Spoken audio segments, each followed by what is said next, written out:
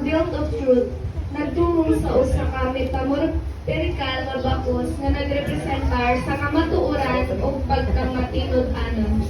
Usa kini ka importante nga bahin sa armor of God nga gihisgutan sa Ephesians 6 nga nagserbisyo isip sukaranan sa espiritual nga kusog ug panalipod.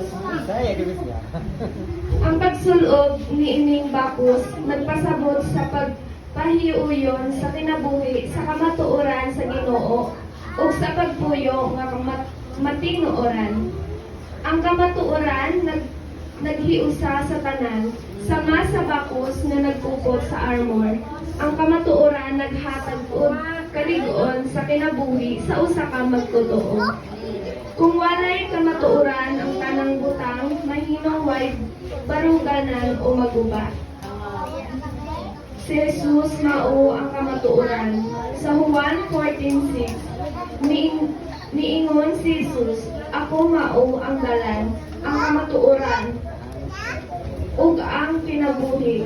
Busa ang pagsulod sa belt of truth, nagpasabot usab sa pagkupot kang Kristo, isip ang tinuod nga kamatuoran. Aha. Okay, bakos.